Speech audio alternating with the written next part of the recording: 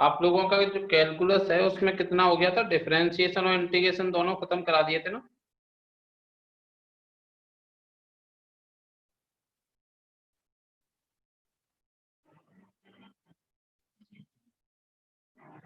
Maxima minima रह गया है।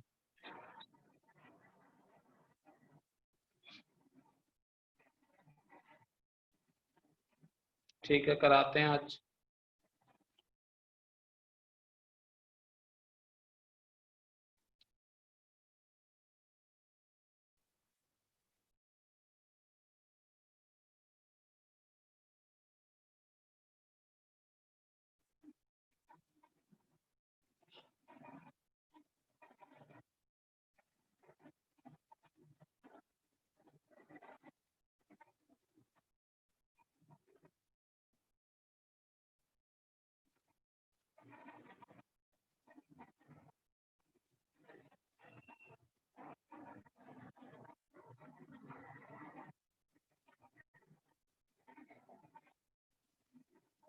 एक क्वेश्चन करो पहले।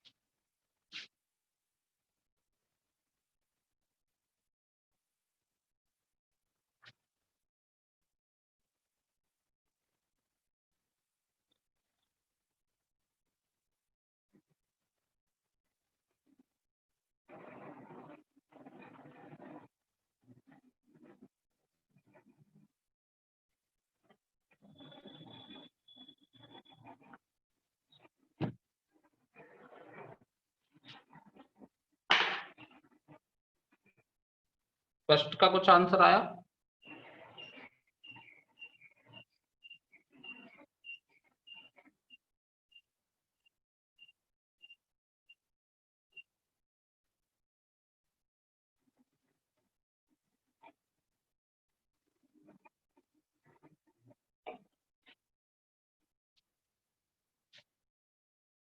देखो इसमें किस चीज का या किस जानकारी का यूज होगा।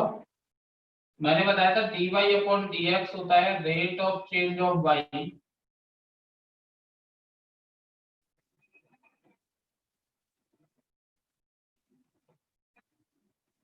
With respect to x।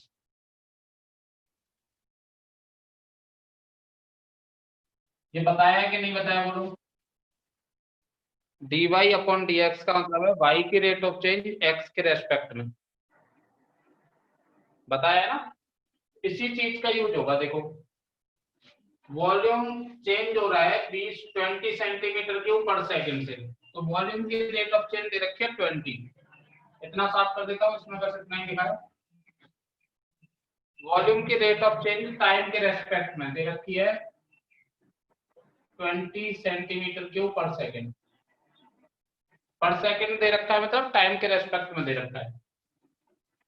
Find the rate of change of its surface area. Surface area की रेट ऑफ चेंज बता रही है। सरफेस एरिया को s मान लो तो ds अपन dt हमें बताना है। सरफेस एरिया की रेट ऑफ चेंज टाइम के रेस्पेक्ट में हमें बतानी है। वॉल्यूम की रेट ऑफ चेंज टाइम के रेस्पेक्ट में दे रखी है। ठीक है। और कब बतानी है? उस समय बतानी है जब रेडियस 8 सेंटीमीटर हो गई। किस समय बतानी है? जब रेडियस 8 सेंटीमीटर हो गई। यही है ना क्वेश्चन? बोलो।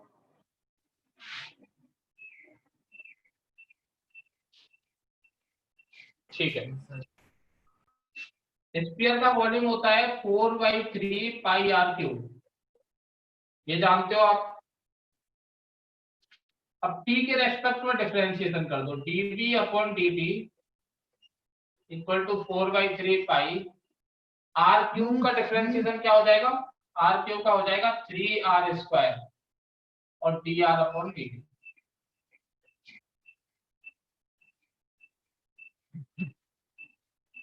ये समझ आया? r क्यूब का डिफरेंशिएशन 3r² और dr अपॉन dt। यहाँ पे t के रेस्पेक्ट में डिफरेंशिएशन कर रहे हैं, तो अगर t क्यूब का वो पूछता तो हम 3t² लिख देते। जैसे x क्यूब का x के रेस्पेक्ट में करें तो 3x² आएगा। ऐसे t क्यूब का t के रेस्पेक्ट में करेंगे तो 3t² आएगा। लेकिन यहाँ पे हमें करना था t के रेस्पेक्ट में r क्यूब का, तो जैसे t क्यूब का करेंगे वैसे ही r क्यूब का भी करेंगे 3r²। लेकिन t की जगह पे r आ गया है तो r का डिफरेंशिएशन हमें और करना पड़ेगा। ये आई क्या बात समझ में? किसी और वेरिएबल के रेस्पेक्ट में करते हैं तो वो जैसे y का करते हैं x के रेस्पेक्ट में तो dy अपॉन dx और लिख देते हैं ना, वैसे ही है। आ गया?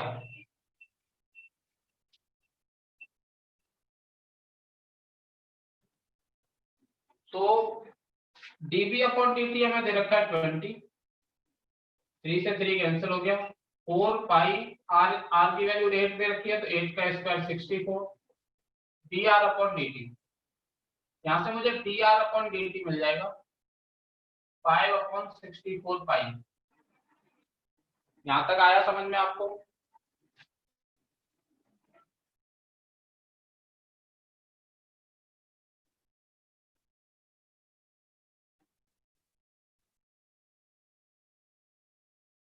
अब हमसे पूछा क्या है?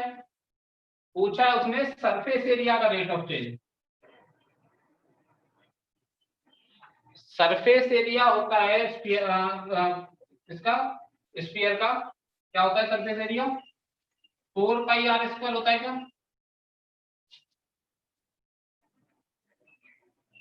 याद है स्फीयर के सरफेस एरिया का फॉर्मूला?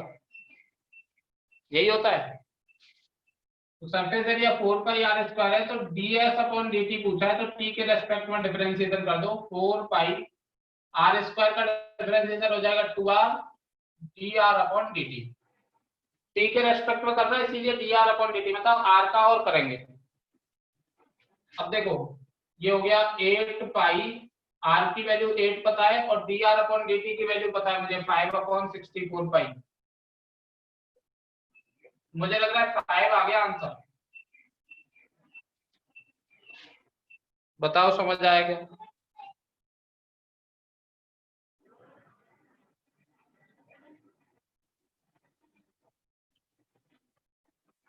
ये मैंने बस याद दिलाने के लिए करवाया क्वेश्चन कि आपको याद है या नहीं है dy अपॉन dx का मतलब y की रेट ऑफ चेंज x के रेस्पेक्ट में। ये 12th में एक चैप्टर है, बिल्कुल ऐसे ही क्वेश्चन है उसमें, derivative at a rate measure. लिख लिया ये?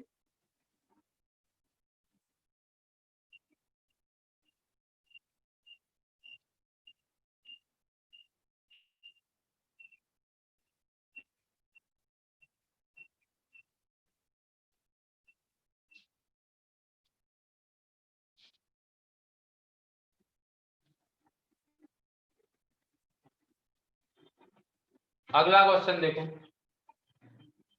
एक सीढ़ी है लकड़ी की और एक दीवार के सहारे खड़ी है। ये जमीन है मान लो, ये दीवार, एक लकड़ी की सीढ़ी है ऐसे जो कि 5 मीटर लॉन्ग है। कितनी है? 5 मीटर। दीवार के सहारे खड़ी है। अब हमने क्या किया, bottom of the ladder is pulled along the ground. इसके जो बॉटम है उसको हमने खींचने का नंबर लगाया, अवे फ्रॉम द वॉल मतलब दीवार से दूर खींच रहे हैं इसको। तो जब इस वाले कोने को दूर खींचेंगे तो ये जो ऊपर वाला कोना है वो नीचे जब दीवार पे खिसकते हुए आ रहा होगा। और किस स्पीड से खींच रहे हैं हम इसके बॉटम को? 2 मीटर पर सेकंड। तो एक काम करो, इसको x मान लो, इसको y मान लो। तो x बढ़ रहा है, dx अपॉन dt कितना है? 2 मीटर पर सेकंड। तो अभी इसमें क्या देखो, x बढ़ रहा है ना, x बढ़ रहा है तो पॉजिटिव लेंगे dx अपॉन dt। अगर x घट रहा होता तो -2 लिखते फिर। dx अपॉन dt हमने क्या लिया है? 2 मीटर पर सेकंड, क्योंकि x इसमें बढ़ रहा है 2 मीटर पर सेकंड की स्पीड से। अगर 2 मीटर पर सेकंड की स्पीड से घट रहा होता तो -2 ले लेते। ये बात क्लियर है ना? +2 कब लेना, -2 कब लेना?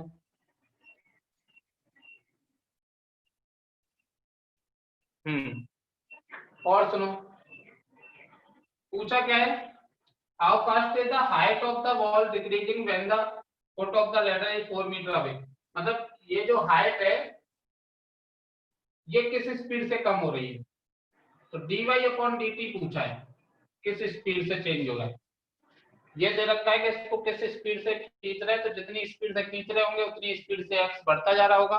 dx अपॉन dt हो गया 2 मीटर पर सेकंड। ये पूछा है कि इसकी जो हाइट है लेटर की, ये वाली, ये दीवार का जो हाइट है वो किस स्पीड से कम हो रही है, यानी कि dy अपॉन dt आपसे पूछा है। और कब पूछा है? When the foot of the ladder is 4 metre away from the wall. When the foot of the ladder, जब 4 मीटर की डिस्टेंस पे है ये, यानी कि जब x इक्वल टू 4 है तब। x इक्वल टू 4 है मतलब जब x इक्वल टू 4 होगा y इक्वल टू 3 होगा। तो जब x 4 है और y 3 है उस समय पूछा है आपसे। dx अपॉन dt दे रखा है, dy अपॉन dt पूछा है, और कब पूछा है? जब x 4 है और y 3 है। यहां तक समझ आया क्या?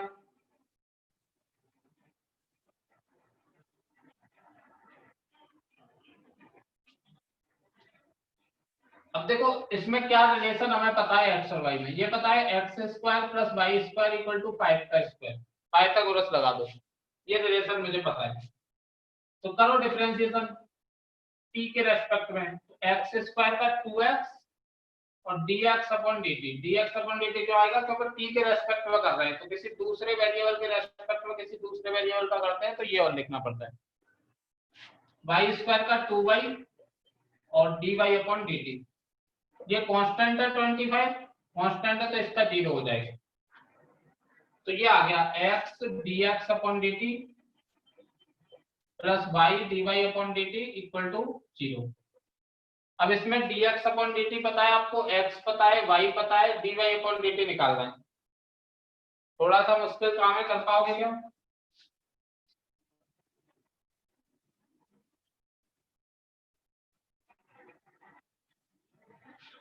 x कितना दे रखा है 4, dx अपॉन dt कितना है 2, y कितना है 3, dy अपॉन dt पूछा है। तो dy अपॉन dt आ रहा है माइनस का 8/3, तो इतना मीटर पर सेकंड की स्पीड से ये कम हो रही है। माइनस का आ रहा है ना dy अपॉन dt, इससे पता चल रहा है कि y जो है कम हो रही है, y घट रही है, लेडर की जो हाइट है दीवार पे वो कम हो रही है।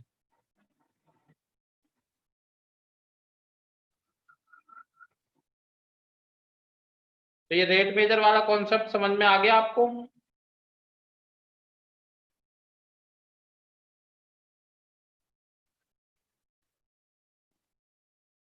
और करना है एक आध क्वेश्चन या क्लियर है एकदम?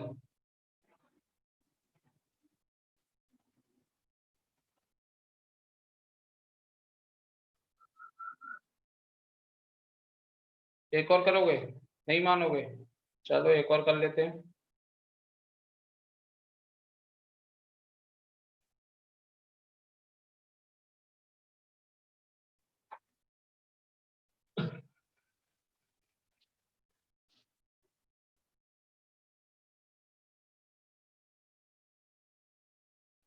बस एक और कराऊंगा क्योंकि आपको बस आइडिया देना है, जिससे कि कभी ऐसे हल्का फुल्का क्वेश्चन आए तो आप समझ जाओगे D Y upon D T का मतलब क्या है, D X upon D T का मतलब क्या है।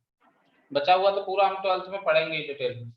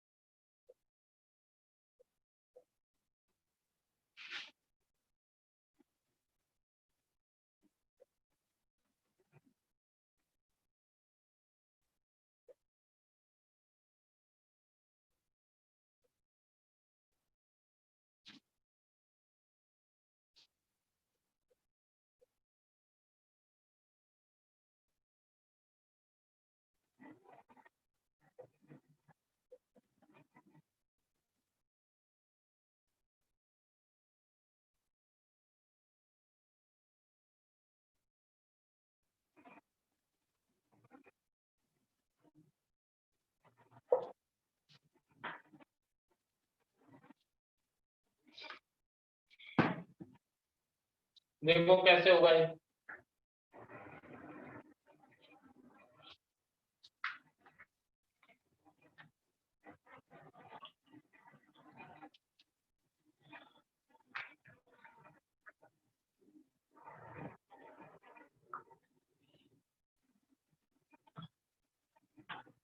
एक लैंप पोस्ट है, मान लो 6 मीटर है, यहाँ पे लाइट लगी और यहाँ पे जमीन पर एक आदमी है 1.6 मीटर तौर, 160 सेंटीमीटर 160 सेंटीमीटर का मतलब क्या हो गया 1.6 मीटर। अब उसकी शैडो कैसे पड़ रही होगी? देखो यहाँ से रोशनी आ रही होगी, उसके सिर से टकरा रही होगी और ये शैडो बन रही होगी। तो शैडो उसकी यहाँ पैरों से लेके और यहाँ तक शैडो होगी, ये शैडो। बताओ क्लियर है क्या?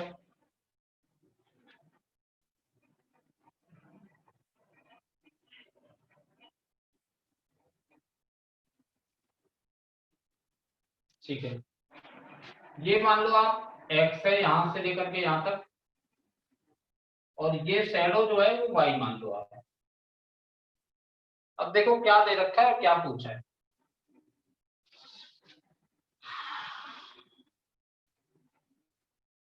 हाँ, एक आदमी जो है वो लैंप पोस्ट से दूर जा रहा है, लैंप पोस्ट से जैसे वो दूर चलता जाएगा x बढ़ता जाएगा। किस स्पीड से दूर जा रहा है? 1.1 मीटर पर सेकंड, यानी कि x के जो बढ़ने की रेट है टाइम के रेस्पेक्ट में वो 1.1 मीटर पर सेकंड है।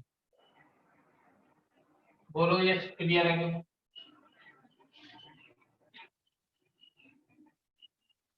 How fast is the length of A shadow increasing, shadow की लेंथ किस स्पीड से बढ़ रही है, यानी dy/dt पूछा है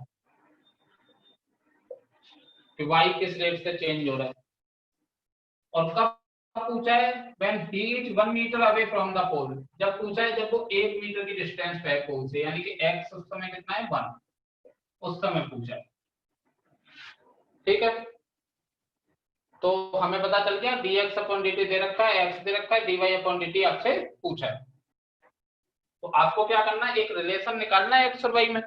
रिलेशन मिल गया तो डिफरेंशिएशन करेंगे, फिर dx/dt की वैल्यू dx/dt की जगह पे रख देंगे, dy/dt की वैल्यू dy/dt की जगह पे। तो रिलेशन कैसे आएगा वो ध्यान से सुनो।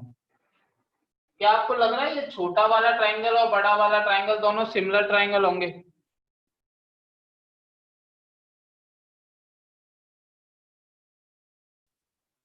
सिमिलर ट्राइंगल में प्रॉपर्टी होती है कि उनकी साइड का रेशियो सेम होता है, यानी छोटे वाले ट्राइंगल का बेस अपॉन बड़े वाले ट्राइंगल का बेस इक्वल टू छोटे वाले ट्राइंगल का एल्टीट्यूड अपॉन बड़े वाले ट्राइंगल का एल्टीट्यूड।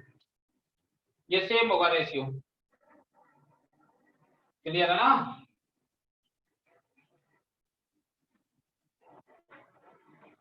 हम्म, तो ये आ गया, पॉइंट हटा देंगे 60 हो जाएगा।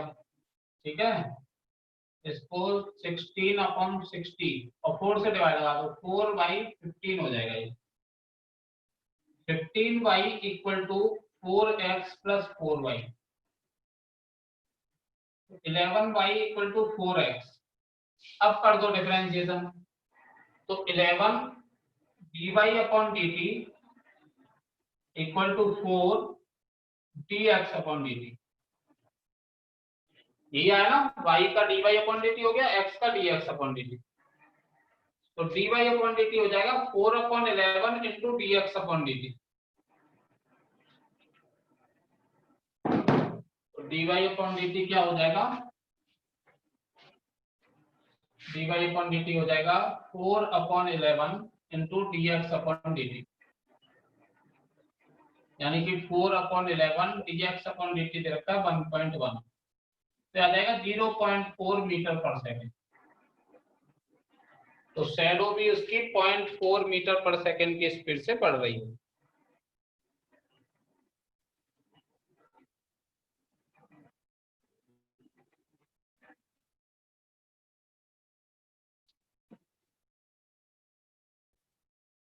तो ये कॉन्सेप्ट क्लियर होगा आपको?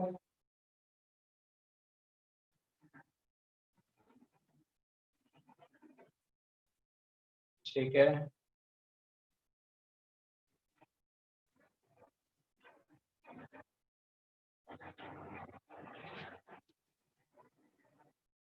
अब अगला कॉन्सेप्ट समझते हैं।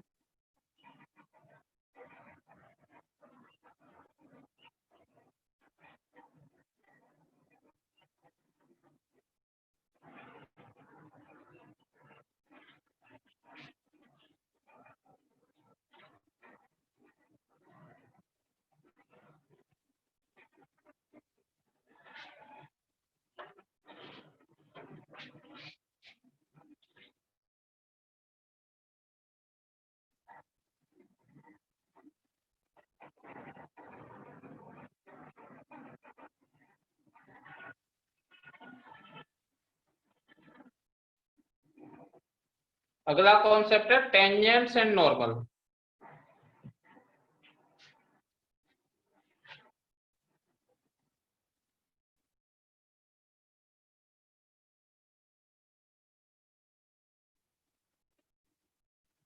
अच्छा ये पता है आपको स्लोप क्या होती है? स्लोप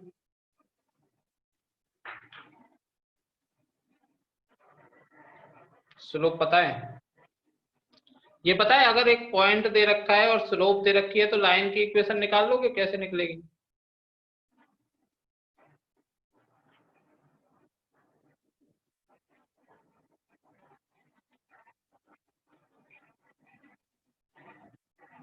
देखो सुनो, अगर एक पॉइंट दे रखा है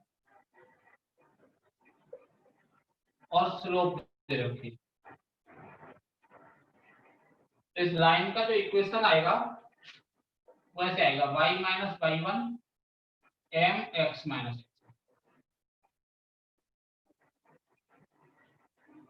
एक पॉइंट पता है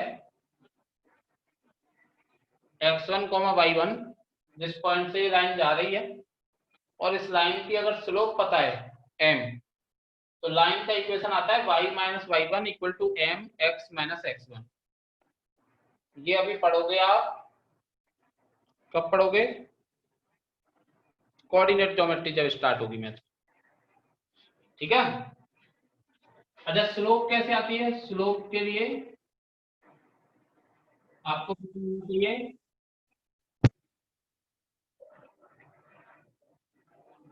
कि कोई लाइन है अगर वो एक्स एक्सिस की पॉजिटिव डायरेक्शन से, मतलब राइट हैंड साइड से है ना, ये डायरेक्शन पॉजिटिव है, इधर की तरफ पॉजिटिव एक्स होता है, उधर की तरफ नेगेटिव एक्स होता है, तो राइट साइड से जितना एंगल बना रही होगी वो लाइन, उसके टेन थीटा को बोलेंगे स्लोप।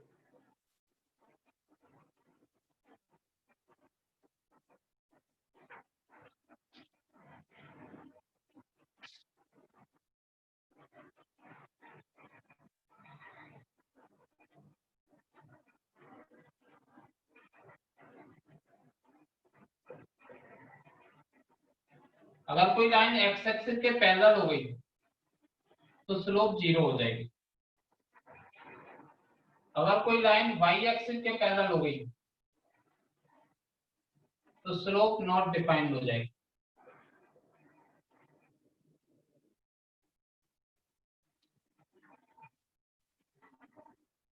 और वो नॉट डिफाइंड को आप 1/0 2/0 कुछ भी लिख सकते हो ना, आपकी मर्जी।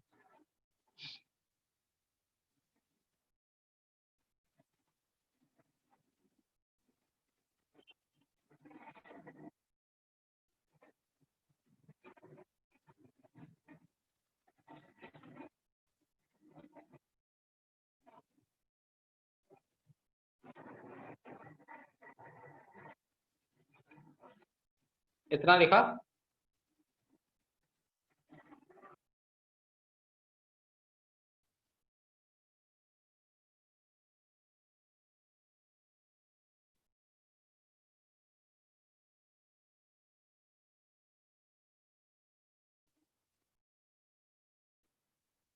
अगर कोई लाइन दो पॉइंट से जा रही है, जैसे x1 y1 और x2 y2,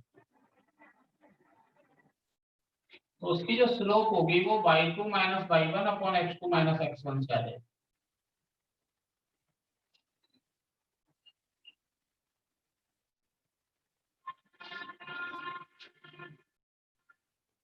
इसमें कुछ समझने वाली बात नहीं है, आराम से समझ सकते हो। जैसे ये x एक्सिस है, ये y एक्सिस है, ये लाइन थीटा एंगल बना रही है, तो ये जो डिस्टेंस होगी ये वाली, ये x2 माइनस x1 के बराबर होगी। यहाँ पे जो x है वो x2 है और यहाँ पे जो x है वो x1 है, तो ये डिस्टेंस x2 माइनस x1 हो जाएगी, समझे? ऐसे ये जो है ये हो जाएगी y2 माइनस y1, और ये एंगल थीटा है तो ये भी थीटा हो जाएगा, क्योंकि ये लाइन और ये लाइन पैरेलल है। तो टेन थीटा क्या आएगा? Perpendicular upon base. Tan theta ही तो होता है स्लोप, तो परपेंडिकुलर अपॉन बेस करोगे तो y2 minus y1 upon x2 minus x1 आ जाएगा। तो अगर कोई लाइन x1 y1 और x2 y2 दो पॉइंट से जा रही है तो उसकी जो स्लोप होगी वो y2 minus y1 upon x2 minus x1 के इक्वल आएगी।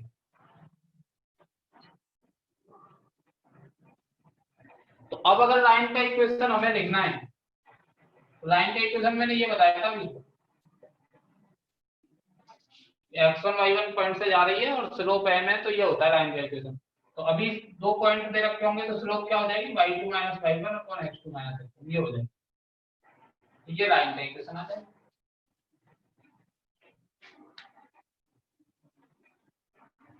बोलो कोई समस्या है तो।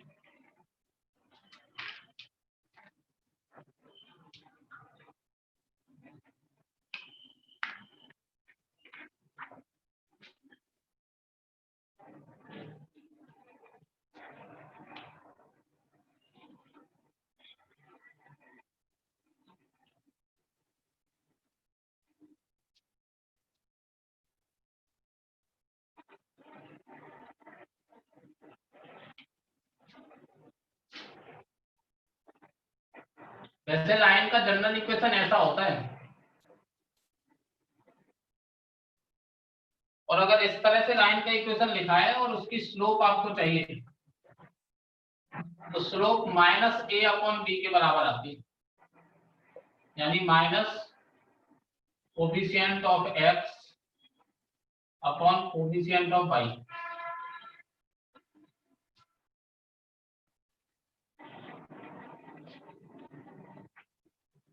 ठीक है, जैसे कोई लाइन लिखी है 2x plus 3y plus 4 equal to 0, इसकी स्लोप क्या होगी, इसकी स्लोप होगी माइनस x का कोफिशिएंट अपॉन y का कोफिशिएंट, माइनस 2 अपॉन 3 होगी इसकी।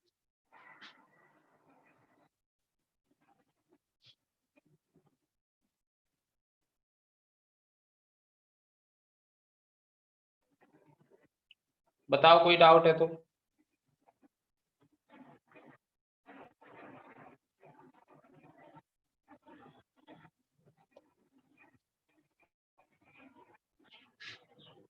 दो लाइनें अगर हमें पता है,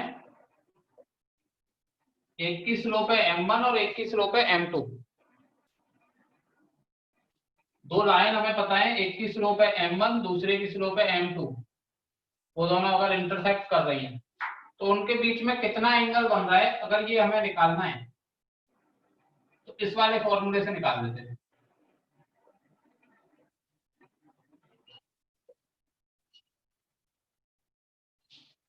tan थीटा बराबर m1 minus m2 upon 1 plus m1 है।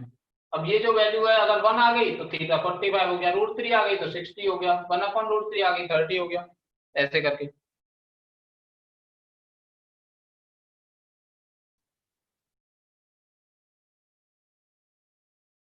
अगर दो लाइनें हैं उनकी भी उनकी स्लोप है m1 और m2, तो वो कितने एंगल पर इंटरसेक्ट कर रही है, ये कैसे पता करेंगे।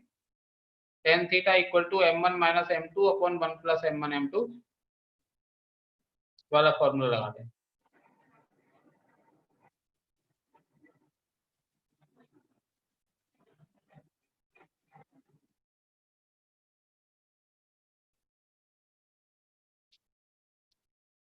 मॉड, हाँ मॉड लगाया मैंने। मॉड इसलिए लगाया है कि आप आंसर हमेशा सेम दो सब लोग। जैसे कोई दो लाइन इंटरसेक्ट करी तो मान लो ये 30 डिग्री का एंगल बन रहा है तो ये 150 का बनेगा। अब कोई बोलेगा कि ये दोनों लाइनें 30 डिग्री पे इंटरसेक्ट कर रही हैं, कोई बोलेगा 150 पे इंटरसेक्ट कर रही हैं, तो सब लोग एक ही आंसर दें, इसीलिए मैंने मॉड लगा दिया है। मॉड लगाने से क्या होगा कि 1/√3 आएगा, कभी माइनस का 1/√3 नहीं आएगा। अगर 1/√3 आएगा सबका आंसर तो सब लोग 30 डिग्री बताएंगे, क्योंकि लाइन पहचानने का तो कोई तरीका है नहीं कि कौन सी पहली लाइन है कौन सी दूसरी लाइन है। कुछ लोग इसको m1 लेंगे और इसको m2 लेंगे, कुछ लोग इसकी स्लोप को m1 ले लेंगे, इसकी स्लोप को m2 ले लेंगे। तो किसी का tan थीटा 1/√3 आएगा, किसी का -1/√3 आएगा, कुछ 30 बोलेंगे कुछ 150 बोलेंगे। समझ गए। तो अगर m1 और m2 बराबर हो गए तो ये tan थीटा बराबर 0, tan थीटा बराबर 0 मतलब थीटा 0, और थीटा 0 मतलब लाइन L1 पैरेलल हो जाएंगी लाइन L2 के। तो दो लाइन अगर पैरेलल है, इसको ऐसे लिख लो, दो लाइन अगर दोनों की स्लोप अगर बराबर है तो उनके बीच में एंगल 0 होगा, दोनों लाइन पैरेलल होंगी। इसको इधर से भी समझ सकते हो कि दो लाइन अगर पैरेलल है तो एंगल 0 होगा और स्लोप बराबर होंगी।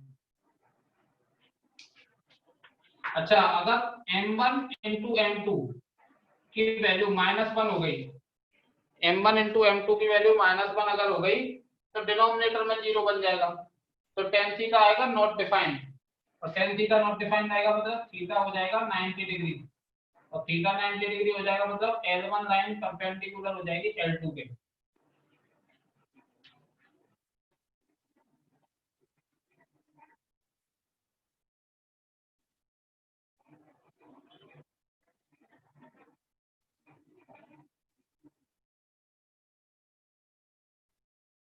हो गया?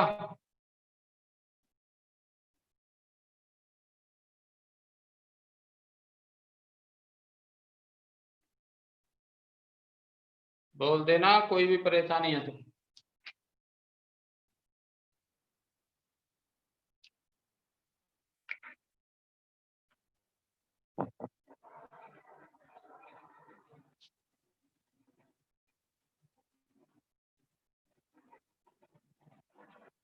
Excuse me sir.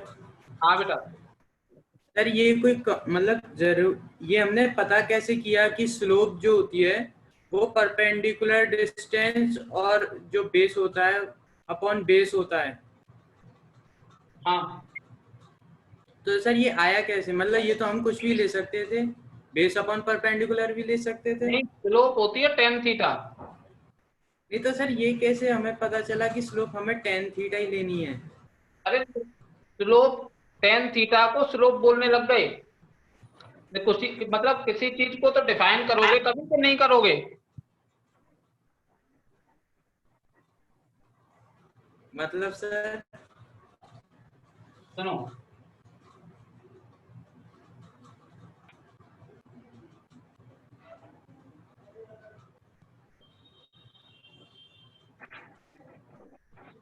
जैसे ये लाइन ये एक्स एक्सिस है, ये वाई एक्सिस है, तो अभी क्या है, लाइन बिल्कुल एक्स एक्सिस से पैरेलल है, तो इसमें जो ढलान है वो बिल्कुल 0 है ना। यस जैसे सर। एंगल थोड़ा बढ़ा तो थोड़ा सा ढलान आ गया इसमें, ढलान मतलब स्लोप, समझ रहे हो ना। और हाँ एंगल हाँ। और ढलान ज्यादा हो जाएगा, और एंगल बढ़ेगा और ढलान ज्यादा आ जाएगा, तो जैसे जैसे थीटा बढ़ता जा रहा है वैसे वैसे ढलान बढ़ती जा रही है। तो ढलान की अब क्या वैल्यू है बताना, इसका ढलान कितना है, कोई नहीं बता सकता कितना ढलान है। तो दो ढलान के बीच में मतलब कंपैरिजन करने के लिए कि किसका ढलान ज्यादा है किसका कम है और कितना ज्यादा है, इसके लिए ये डिफाइन कर दिया कि भाई जैसे थीटा बढ़ता जाएगा वैसे वैसे ढलान बढ़ना है, तो थीटा बढ़ने पर tan थीटा भी बढ़ता है, तो tan थीटा डिफाइन कर दिया कि tan थीटा के बराबर मान लो, अगर थीटा 0 होगा तो tan थीटा 0 आ जाएगा, मतलब ढलान 0 आ जाएगा। थीटा अगर 30 डिग्री होगा तो ऐसे tan थीटा भी कुछ आ जाएगा, तो ढलान कितना आ गया, अब थीटा और बढ़ जाएगा तो tan थीटा भी बढ़ जाएगा, यानी कि ढलान भी बढ़ गया। बस ऐसे, अब क्या कर सकते हैं इसमें, जैसे ओके डिफाइन कर दिया वैसे ही पढ़ते आ रहे हैं, उसी के हिसाब से आगे थ्योरी बन गई है पूरी। ओके।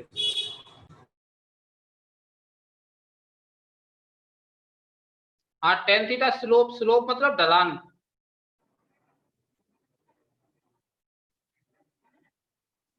अभी कोई लाइन बिल्कुल परपेंडिकुलर हो गई तो उस पर तो पूरा ढलान ही ढलान है ना, इनफाइनाइट है ढलान,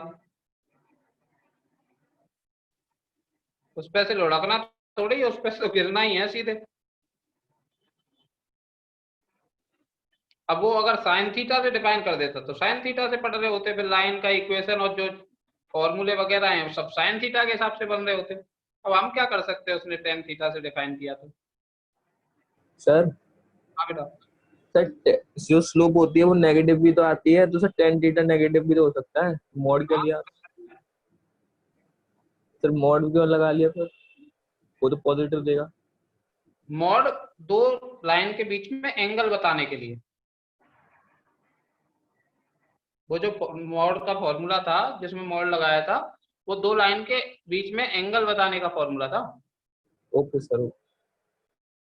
अब दो लाइन इंटरसेक्ट करती है तो मैंने बताया था ना, एक एक्यूट एंगल बनेगा एक ऑब्ट्यूज बनेगा।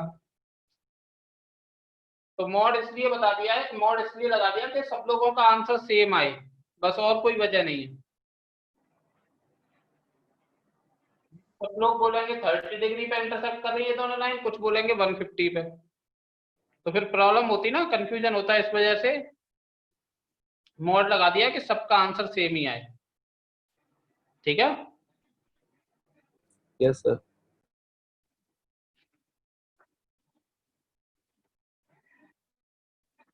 अच्छा ये बताओ, जब डिफरेंशिएशन पढ़ाया था तो मैंने ये समझाया था क्या कि डिफरेंशिएशन करके टेंजेंट की स्लोप आ जाती है?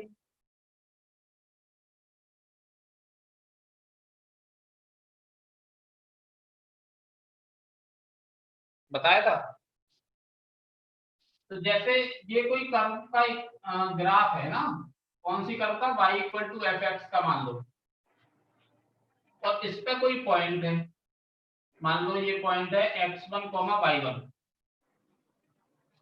अब इस पॉइंट पर हमें टेंजेंट की स्लोप निकालनी है। तो टेंजेंट की स्लोप कैसे आएगी, dy अपॉन dx निकालना पड़ेगा पहले आपको, और dy अपॉन dx निकाल के फिर उसमें x की जगह x1 और y की जगह y1 रखना पड़ेगा। तो जब dy अपॉन dx निकाल के उसमें x की जगह x1 और y की जगह y1 रख दोगे, तो x1 y1 पॉइंट पर जो टेंजेंट की स्लोप होगी वो आ जाएगी, slope of tangent at x1 y1। इसमें किसी को कोई डाउट है क्या?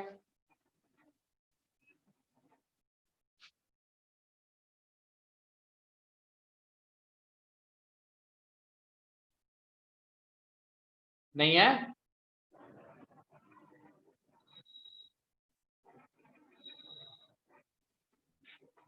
अगर कोई पूछे इक्वेशन ऑफ टेंजेंट बता दो, equation of tangent at x1 y1, यानी इस लाइन का इक्वेशन पूछ ले कोई, तो पॉइंट तो हमें पता ही है जिस पॉइंट से ये लाइन जा रही है, y minus y1 m x minus x1, यही तो बताया था मैंने लाइन का इक्वेशन, जो x1 y1 से जा रही हो और उसकी स्लोप हो m, और m हमें पता है, m कितनी पता है, स्लोप टेंजेंट की dy upon dx at x1 y1 के बराबर है।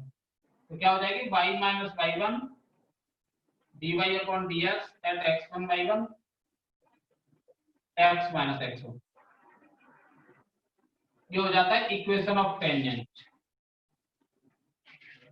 कोई भी कर्व दे रखी हो, उसके किसी x1 y1 पॉइंट पर हमें टेंजेंट का इक्वेशन निकालना है, तो कैसे आएगा, y माइनस y1 और x माइनस x1 यहाँ लिख दें, और यहाँ पे dy upon dx at x1 y1 की वैल्यू लिख दें।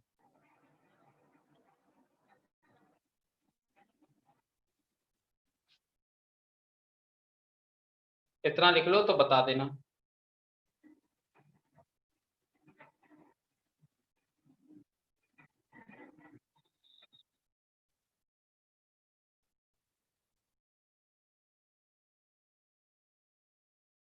लिख लिया? जैसे एक टेंजेंट होती है वैसे ही एक नॉर्मल भी होती है। नॉर्मल क्या होगी, नॉर्मल होगी इसी पॉइंट पर टेंजेंट के परपेंडिकुलर जाने वाली लाइन। x1 y1 पॉइंट पर नॉर्मल का इक्वेशन पूछा है या नॉर्मल की स्लोप पूछी है, इसका मतलब x1 y1 पॉइंट पे जो टेंजेंट बन रही है उसके परपेंडिकुलर लाइन x1 y1 से जाती है, वो होती है नॉर्मल। नॉर्मल टेंजेंट के परपेंडिकुलर होती है उसी पॉइंट पर। तो टेंजेंट की स्लोप है dy upon dx at x1 y1, तो स्लोप ऑफ नॉर्मल क्या हो जाएगी बताओ?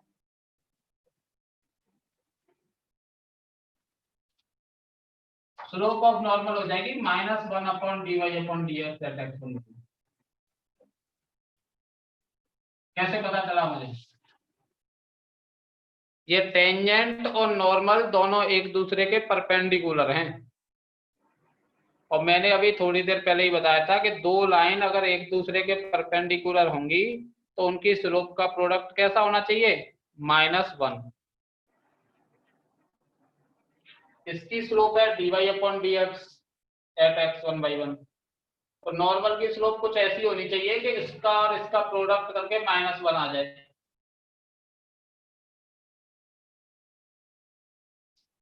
एक लाइन की स्लोप मान लो हमें m1 पता है और दूसरी लाइन की स्लोप हमें निकालनी है, और दोनों एक दूसरे के परपेंडिकुलर हैं, तो m1 इंटू m2 -1 तो होगा ही। तो m2 कैसे आएगी, -1 अपॉन m1 करके आएगी। तो नॉर्मल की स्लोप कैसे आएगी, -1 अपॉन टेंजेंट की स्लोप। बताओ क्या प्रॉब्लम?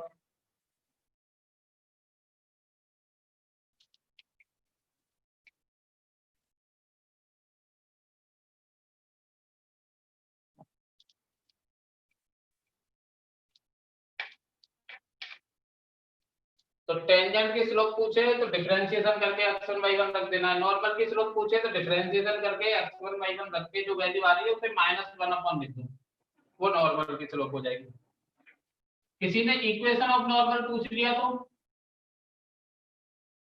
इस नॉर्मल ये वाली लाइन का इक्वेशन बताओ, तो वही करेंगे y - y1 स्लोप नॉर्मल की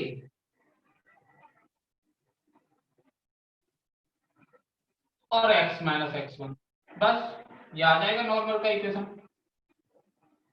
किसी भी लाइन का इक्वेशन निकालना हो बस y - y1 लिखते, x - x1 लिखते, यहाँ पे इसकी स्लोप लिखते थे, तो नॉर्मल की स्लोप ये थी। चलो कुछ क्वेश्चन कराता हूँ जिससे आपका कॉन्सेप्ट क्लियर हो। अभी तो बस हाँ कर रहे हो तुम।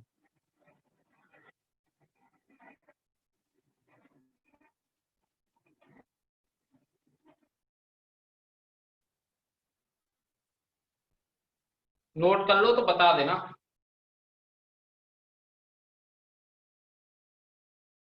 कर लिया?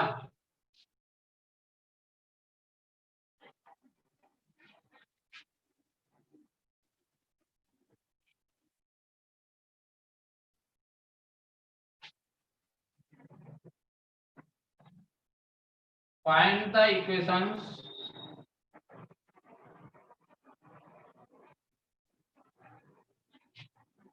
of the tangent and normal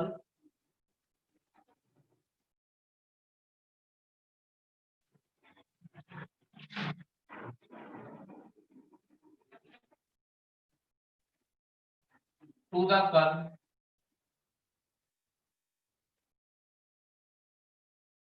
y equal to x power 4 minus 6x cube plus 13x square minus 10x plus 5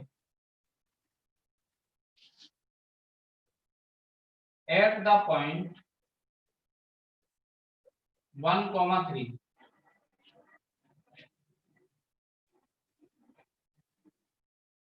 सुनो,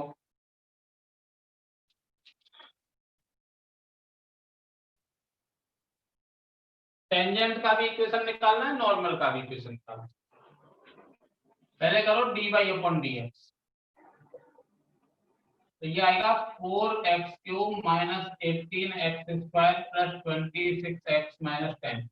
ये dy/dx समझ में आया क्या? x पावर 4 का 4x पावर 4 minus 1, ऐसे x पावर 3 का 3x पावर 3 minus 1 आएगा, तो 3 × 6 18 हो गए। x स्क्वायर का 2x आएगा तो 2x × 13 26 हो गए, 10x का 10 हो जाएगा। अब ये dy/dx आ गया, तो हमें dy/dx किस पॉइंट पर निकालना है? किस पॉइंट पर टेंजेंट की स्लोप चाहिए हमें? 1, 3 का। तो 1, 3 का मतलब इसमें dy/dx में x की जगह 1 रख दो, y की जगह 3 रख दो।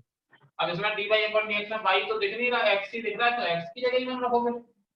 x की जगह 1 रखेंगे तो ये आएगा 4 - 18 + 26 - 10, 2 आ गई।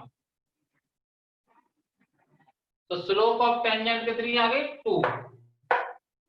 स्लोप ऑफ टेंजेंट कितनी आ गई? 2। यही तो बताया था, dy/dx निकाल के पॉइंट रख दो, टेंजेंट की स्लोप आ जाती है। तो स्लोप ऑफ नॉर्मल कितनी आ गई फिर? वो -1/2 होगी। नॉर्मल की स्लोप इक्वल टू -1 टेंजेंट की स्लोप। Equation of tangent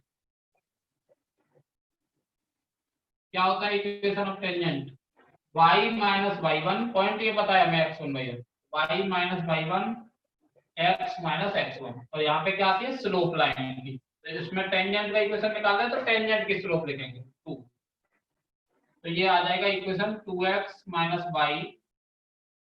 1 = 0। ये आ गया टेंजेंट का इक्वेशन। अगर कोई पूछे आपसे इक्वेशन ऑफ नॉर्मल, तो y - y1 और x - x1 ये तो सेम ही रहेगा। अब नॉर्मल की स्लोप रख देंगे तो नॉर्मल का इक्वेशन आ जाएगा। ये आ गया 2y - 6 = -x + 1, x + 2y = 7। ये आ गया नॉर्मल का इक्वेशन। बताओ भाई क्या प्रॉब्लम?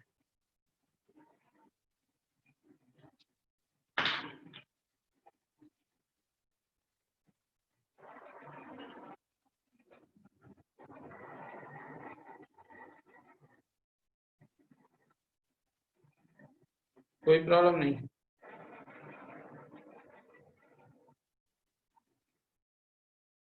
एक दो और करोगे?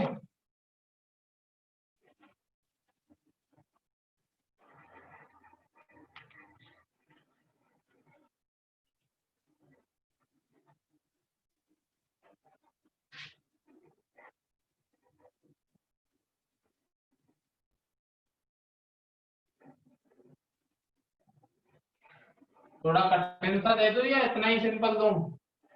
बिल्कुल ऐसा ही? थोड़ा सा कठिन दे दूं? बोलो जल्दी बोलो। ठीक है।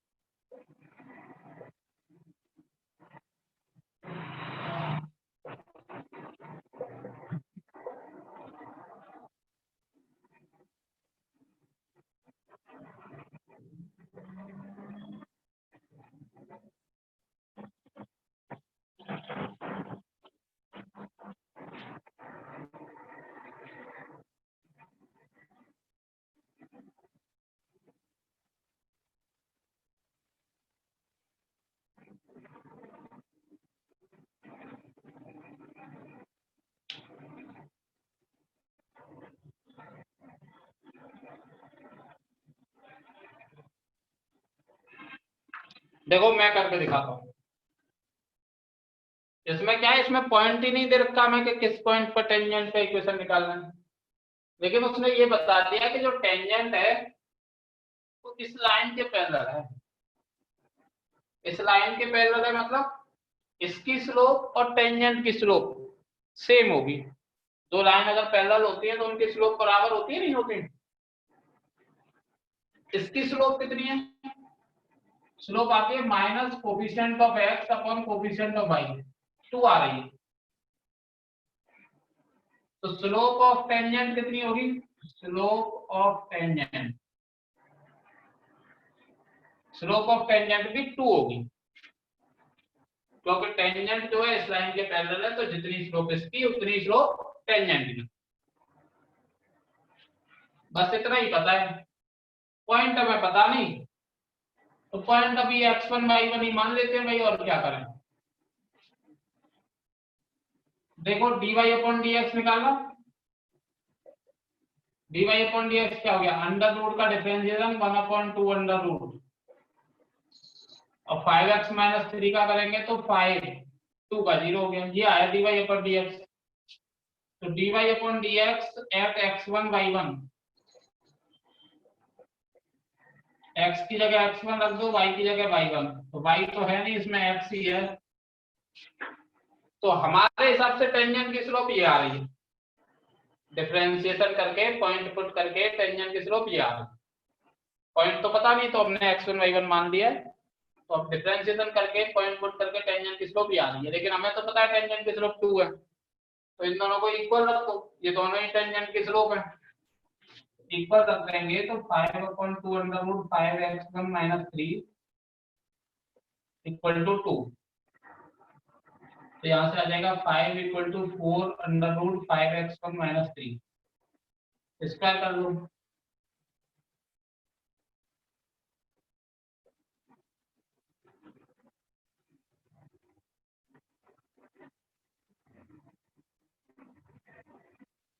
x1 की जो वैल्यू आ रही है 73/80 आ रही है। अब 73/80 होगी इसकी वैल्यू, तो y की वैल्यू कितनी होगी? y की वैल्यू हो जाएगी 5x, ये इसको थोड़ा सा सॉल्व करके y की वैल्यू आ जाएगी, ये 16 टाइम कट गए,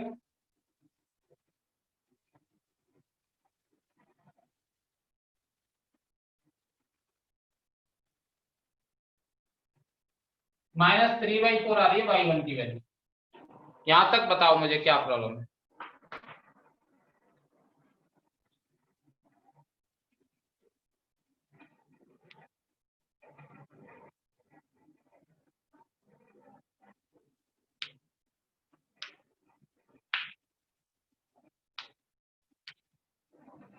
एक और बार समझा दूं।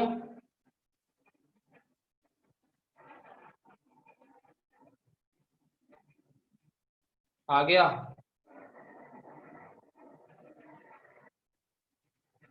देखो ये कर्व थी, पॉइंट हमें पता नहीं था, लेकिन वो कह रहा है कि इसकी टेंजेंट का इक्वेशन निकालो जो इसके पैरेलल है, इस लाइन की। इस लाइन की स्लोप मैंने निकाली minus coefficient of x upon coefficient of y से, तो 2y।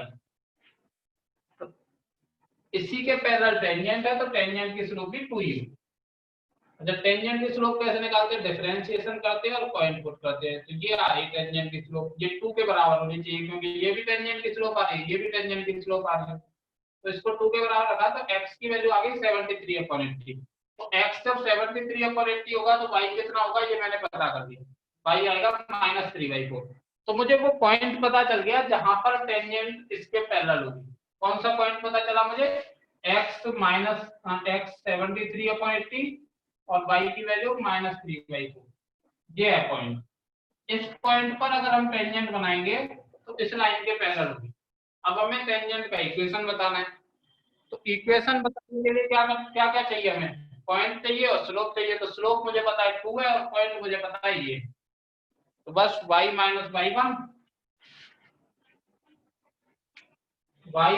y1, slope x minus x1, ये टेंजेंट का इक्वेशन आ जाएगा। खतरनाक सारा है थोड़ा बस।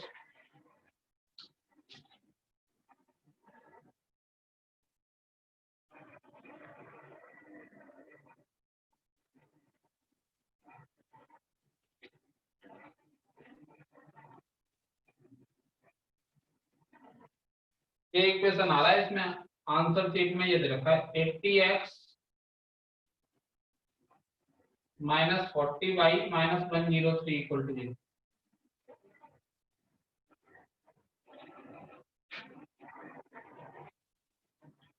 वैसे मैं देता नहीं तो मैं इतना कठिन, मैंने देखा नहीं कि कैलकुलेशन इतनी मुश्किल हो सकती है।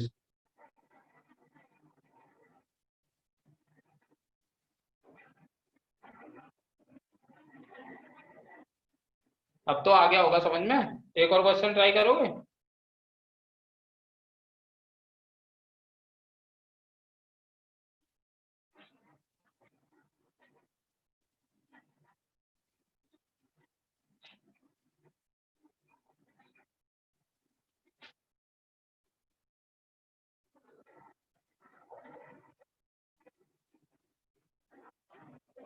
Determine the points on the curve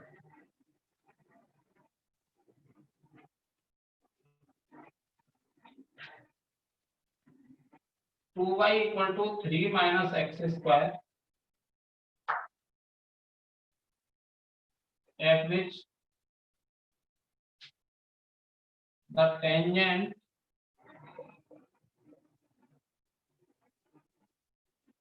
is parallel to the line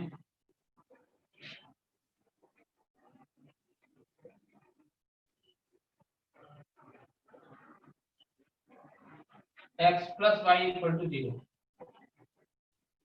इसमें भी पिछले क्वेश्चन की तरह ही है। वो कह रहे हैं इस कर्व पर वो पॉइंट फाइंड करो जहां पे अगर टेंजेंट बनाए तो इस वाली लाइन के पैरेलल आए। क्वेश्चन समझ में आ गया? इसकी स्लोप कितनी है? Minus coefficient of x upon coefficient of y। इसकी स्लोप है -1। तो हमें इस कर्व पर वो पॉइंट फाइंड करना है जहां पर टेंजेंट बनाए तो उसकी स्लोप -1 आए। ठीक है, तो 2y equal to 3 minus X square. Try करोगे तुम?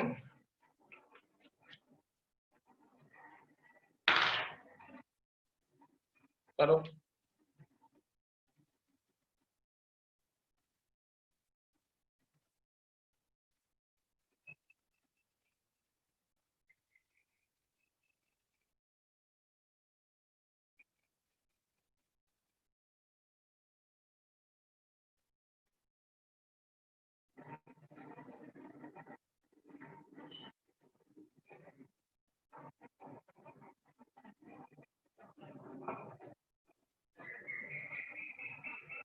टेंजेंट की स्लोप कैसे आती है, डिफरेंशिएशन करते हैं।